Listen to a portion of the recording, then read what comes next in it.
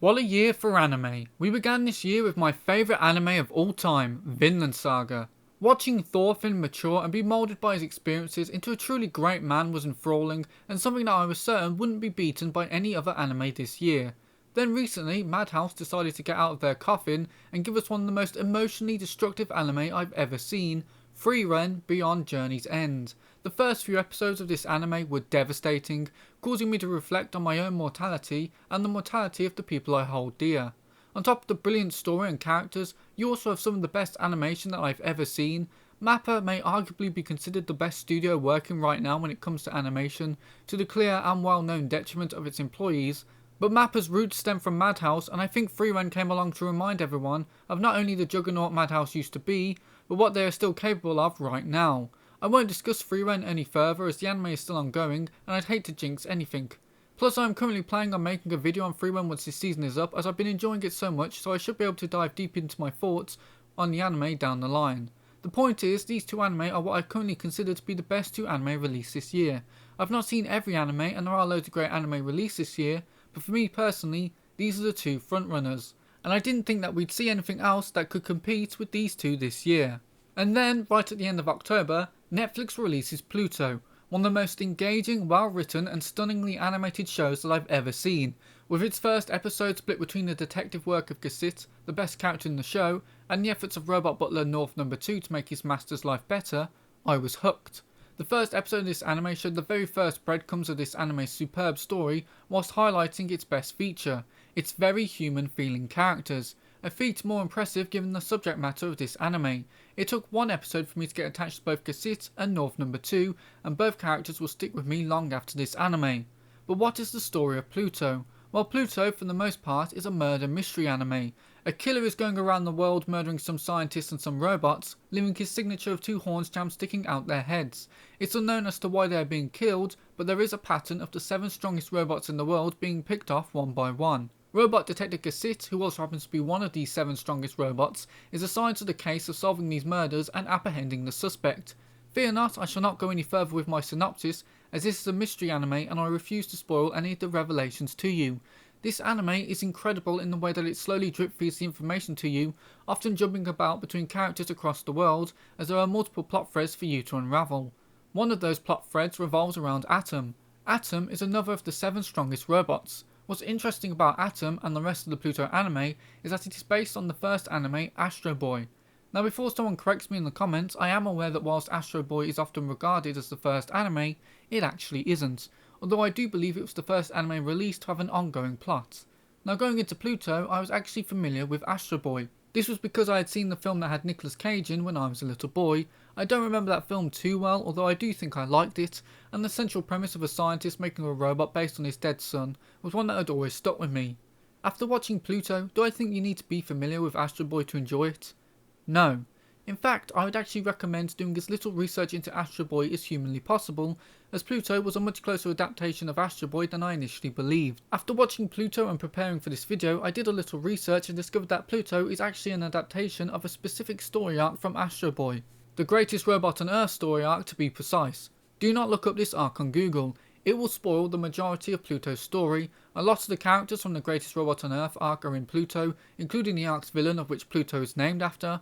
Also, the 7 robots that Pluto targets come from that arc, so if you want to know who lives and dies in Pluto, then googling that arc will be a great way to ruin this anime story for you.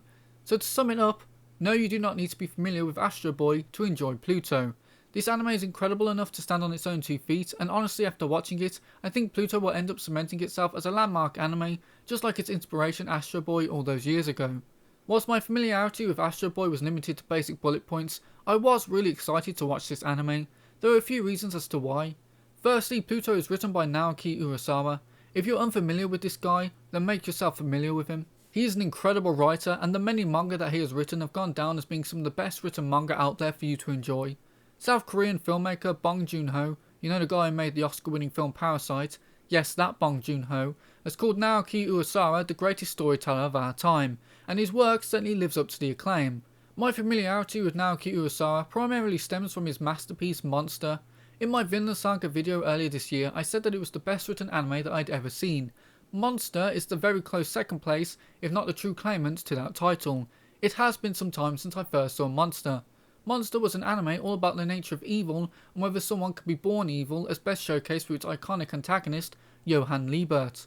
Like Pluto, Monster had a truly captivating story as brilliant Japanese neurosurgeon Dr. Kenzo Tenma hunted Johann Liebert, an evil man whose life he had saved when he was only a child, down across the world. Also, like Pluto, its characters were brilliantly written. I've already mentioned Johann Liebert, a character with many video essays for you to look at on YouTube, but there's also Dr. Kenzo Tenma himself, a character who is essentially on the run, trying to bring a man to justice who is always one step ahead of everyone around him.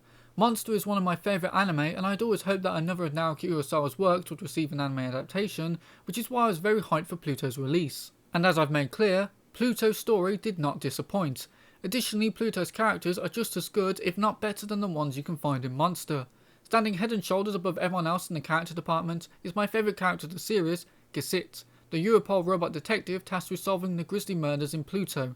In the original Astro Boy story, Gesit is nothing more than a supporting player, but in Pluto he is arguably the closest thing this story has to a protagonist. I'm genuinely very happy that Naoki Urasawa decided to shift focus away from Atom and more towards Gesit.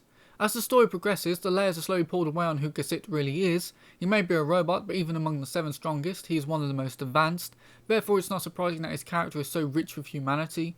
One of the key aspects of Pluto is how it humanises the robot characters in the story. Whether they be important characters or just a random Roomba, it's easy for us to connect to characters like Gesit and Atom, as although they are robots, they still look human. The characters in the anime often mistake them for human, so it's little surprise that we as viewers view them as human too. However, the majority of the robots in Pluto's world do not look as human as Gesit and Atom, and yet the series is still able to get you to care and connect with the many robots in this series, even if they are only on screen for a few minutes. Most of this is achieved through Gesit's interactions with the characters. Gesit treats robots and humans equally. We may not view them in a human way initially, but Gesit sees no difference between them and the humans around him. Whether it's comforting a robot maid after telling her of her robot husband's death, or simply buying flowers from a broken robot boy, Gesit's humanity always shines through. These scenes act as the perfect double whammy. They first humanise the robots of Pluto, which makes the story's revelations and darker moments hit harder, but also draw the viewer much more to Gesit. Gesit isn't just my favourite character in Pluto, he's also one of my favourite characters in any anime that I've ever seen. I'm so happy that Naoki Urasawa took such a minor character from the original Astro Boy anime and fleshed him out into one of, in my opinion, best characters in all of anime. Considering my high praise of Gesit's character writing, it should come as no surprise that a few other characters in the anime really took my fancy. There's of course North No. 2, who I mentioned earlier. I'm not going to talk too much about him because his involvement in Pluto's story is very spoilery, but to cut a long story short, he's a great character and I loved his relationship with the blind pianist. Both characters were really developed, and whilst the progression of their relationship developed in a very predictable way, it was executed perfectly. Epsilon was another of the 7 most advanced robots that I grew to love. If memory serves, he's the last of the advanced robots to be introduced. Despite his late introduction, Epsilon is undoubtedly one of the best characters in this whole show. Unlike the other advanced robots, Epsilon is a pacifist and someone who puts all others before himself. He also by far has the most interesting abilities out of all the robots, since he can fly, create force fields, and is basically a nuke. A great power for a man who wants to avoid a fight, and something that highlights the great inner turmoil that Pluto's narrative takes advantage of when it comes to Epsilon's character. Our titular villain is also fantastic too. Again, without getting into spoilers, let's say he's a little more sympathetic than you might be expecting. Sympathetic villains are all the rage at the moment, and personally I find them to be boring. It's not because sympathetic villains are bad by any means, heck some of the most popular villains in cinema history are considered sympathetic ones. It's just that I found a lot of modern storytelling likes to have a villain do inarguably bad things, and then the bad guy is let off the hook just because you can sympathise with their motivations or backstory. Pluto gets past this because the villain of the piece is held accountable for their actions, which arguably made their story even sadder. Because there were consequences to their actions, and because you sympathise with them, it made their entire story more tragic. Pluto has several villains and antagonists for us to dissect, but most of them I'll leave for you to discover when you get around to watching this masterpiece.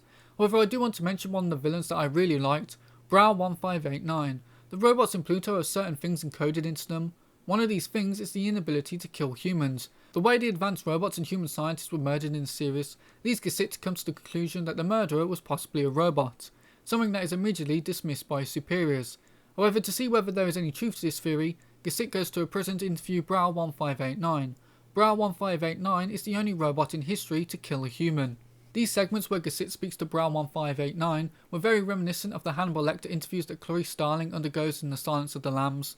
Bra1589, through both his design and clear intelligence, is quite striking, and it's unsurprising as to why he's so feared by the humans. His clever conversations with Gazit are some of the highlights of the series for me, and I enjoyed any time the anime returned to him, as he's one of the most unique characters in not just Pluto, but anime in general. Fortunately, it's not just the robot characters that are afforded such great characterization, the human characters are given strong development too. There's the blind pianist that I mentioned earlier, there's Dr. Tenma, a character who I can't decide if they were a villain or not. They're certainly multi-layered, being the character that created Atom following the death of their son. They're a genius, but they're also very cold, and find Atom to be, despite being one of the best robots in the world, a disappointment since he was unable to replace his son Tobio. He's an interesting character that is wisely used sparingly to prevent the mystery of his intentions being revealed. Dr. Hoffman, the creator of Gazit, is much kinder to his creation than Dr. Tenma is to Atom. It's unsurprising that Gazit goes out of his way in the series to protect Dr. Hoffman, as he clearly learned a lot of his kindness from watching Dr. Hoffman. And then there's Adolf, a character who goes through great change in the anime and inarguably improves as a person after his meeting with Gazit. The other reason that I was interested in the Pluto anime is because it was being animated by Studio M2. First of all, you take one look at the trailers for this anime and you can tell that it's going to have stunning animation. I became even more excited for this anime after recently doing research for my Hajime no Ippo video. When we were discussing Frieren Beyond Journey's End earlier in the video, I said that MAPPA had roots in Madhouse, while Studio M2 has roots in both MAPPA and Madhouse. Madhouse was co-founded by a man named Masao Maruyama. Masao Maruyama is the man who would go on to found MAPPA. He is also the founder of Studio M2. Currently he is acting as the chairman of MAPPA and the president of Studio M2. Discovering this, my excitement for this anime skyrocketed because this is a man with a quality track record who founded two of the biggest anime studios in the industry and was gearing up for round 3. So with how good Pluto looked in the trailers, it felt like I could be watching the beginning of the next Madhouse or MAPPA. A feeling only increased after actually watching Pluto. Now Pluto isn't actually the first anime made by Studio M2. They collaborated with Studio Voln on the film Garo the Fleeting Cherry Blossom. Side note, I'm so excited for Blue Exorcist Season 3 and I really hope that Studio Voln are up to the challenge of picking up from the sublime work put forward in the first 2 seasons and movie by A1 Pictures. But I digress, back to Studio M2. Their only other work than Pluto and this film is the anime Onohei, an anime that I actually watched a few years ago on Amazon Prime. Now in all honesty, Onohei is a pretty forgettable title. In fact, when writing the script for this video, I actually kept referring to Onohei by the wrong name. It's about a guy solving crimes in 1783 and defending the region against criminals and arsonists. All in all, it's not something that you need to go out of your way to watch, and it certainly doesn't have animation anywhere near the level of polish as Pluto, although I do think the animation in Onohei was decent. The point is, despite Pluto not being their first work, it will probably feel to a lot of people as if it is, and what a way to put your studio on the industry map. Like I said, the animation in the trailers for Pluto looked breathtaking, and after watching the anime, I could say that they certainly didn't blue ball us. The animation in Pluto isn't just some of the best animation of the year, it's some of the best animation I've ever seen in an anime. And that's no easy feat, even just taking into consideration the high quality animation we've been able to feast on this year. I mean, again, Frieren is beautiful. Every frame of that anime has been lovingly crafted. Jujutsu Kaisen is not my favourite anime by any means, but it is consistently producing some of the highest quality fights I've seen ever in an anime. Demon Slayer Season 3 came out this year, so you already know Ufotable were treating us well. Bleach continued to be an improvement on the manga with its stylish second core. Mushoku Tensei returned with Season 2 this year. We had the Black Clover movie this year. The point is that even in a year as stacked as this one with beautiful animation, Pluto was able to stand tall and delivered a truly mesmerising experience. It's one thing to have fantastic animation, it's another thing to be able to keep that quality consistent throughout the entire anime, and yet Studio M2 had the capability to do just that. The final reason why I was so excited about Pluto was because it was coming to Netflix. Netflix just happens to be a very convenient place for me personally to watch my anime. That said, it's no secret that Netflix are very inconsistent with their anime output. Sometimes they deliver bangers, and sometimes they give us something that makes the real world actually look beautiful. But there's usually at least one masterpiece that they release every year. Last year it was the incredible Cyberpunk Edge Runners, and this year it's undoubtedly Pluto. Funnily enough, both anime have released at similar times in the year, so I can't wait for the anime masterpiece that gets released in November next year on Netflix. Now I do have a few negatives about Pluto that I'd like to get into, but before we do that I would like to make sure I get the final few positives out of the way. Firstly, the soundtrack to this anime is great. A lot of the time you can forget how important the soundtrack is to an anime until you either watch an anime with phenomenal music or one with awful music. Pluto has a wonderful soundtrack that perfectly fits the vibe and aesthetic of this anime. It's very understated but is still able to stick out. I'm someone who usually doesn't remember anime soundtracks, but Pluto's has been able to stick out in my memory. I also like Pluto's unconventional anime opening. Anime openings are one of the best aspects of watching anime, as you occasionally get to hear a phenomenal piece of music before you enjoy your entertainment. Pluto instead opts for a more stylish, haunting opening that really brings in the dread and tension of the anime. Usually I don't like openings like this, as I always like listening to a cool bit of music, but this decision for the opening really enhances Pluto and does a great job of drawing the viewer into the oncoming episodes. Lastly, the voice acting was great in the series. Not a single voice brought down the project, and everyone clearly brought their A game. That seems to be true for the English dub as well. This is one of the rare few times where I watched an anime in Japanese and kind of regretted it. Not because the Japanese voice acting is bad, I literally just said that it was great, but because Pluto apparently has a stellar English dub, and from the clips I've seen on YouTube, it really does look like Pluto has a magnificent English dub, which would mean that Naoki Urasawa is 2 for 2, as Monster had by far one of my favourite English dubs in anime. Either way, whether you decide to watch this anime in English or Japanese, it seems that you can rest assured knowing that you will get a worthwhile experience. But now we get to the saddest part of this video, as I discuss the very few things about this anime that I didn't love. First of all, I didn't really care about Atom. This may be an adaptation of Astro Boy, but Astro Boy himself ended up being one of the few characters in the anime that didn't strike a chord with me. Perhaps it's because he was one of the very few characters in the anime that I knew was safe, or maybe the character writing of the other characters just reached a peak that was too high for Atom. But either way, I didn't particularly care for him. In fact, the most interesting thing about Atom to me was the fact that his voice actor is also the voice actor for Rias Gremory from High School DxD. So, you know, nice to know Atom's actress has a wide range of roles in her arsenal.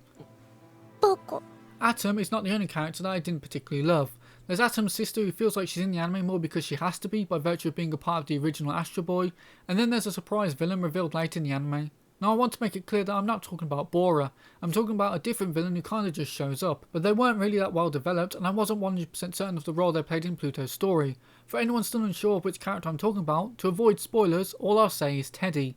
I'm sure someone in the comments will be able to explain why they're actually a really good character, but for me they were just too little too late. My only other issue would be Pluto's ending. For as much as I love Monster, I've always been disappointed in its ending, which was a little too ambiguous and vague for my liking. Pluto's ending didn't disappoint anywhere near as much as Monster's, but it certainly didn't wow me. To clarify, Pluto doesn't have a bad ending by any means, I just didn't like how abrupt it was. I feel like the anime lacked the cooldown that I needed after witnessing all these twists and turns. The abruptness was worsened by the fact that this is an anime on Netflix, so as soon as the credits start rolling, I'm already being recommended other Netflix properties. Essentially, my issue is that the anime just kind of ends. Maybe it's because I wanted more of this remarkable anime, but either way the ending, which on the whole was really good, didn't satisfy me as much as I wanted it to. That said, I'm really glad that I looked into Astro Boy and specifically the story arc that Pluto is based on after watching the anime. Some of the story moments that I didn't totally love, or things that I might have wished occurred differently, I am now more forgiving of, as I now know that, despite being Naoki Urasawa's story, Pluto's story was following a track that had already been laid down. Honestly, we should all be thankful that Naoki Urasawa was able to wrestle the rights for this story. Pluto's manga was made in celebration of Astro Boy's real-world birthday, and was originally going to be a one-shot or limited run before being fleshed out into the masterpiece that we got to witness. Pluto is truly incredible, and I hope that we get to see more anime from both Naoki Urasawa and Studio M2 in the future. If you enjoyed this video, then please leave a like, it significantly boosts this video's chances in the YouTube algorithm, and also leave a comment because I love reading them. And if you're feeling especially generous, you could also subscribe, I'd appreciate that too. But anyway, thanks for watching this video, and I hope to see you next time. Bye bye!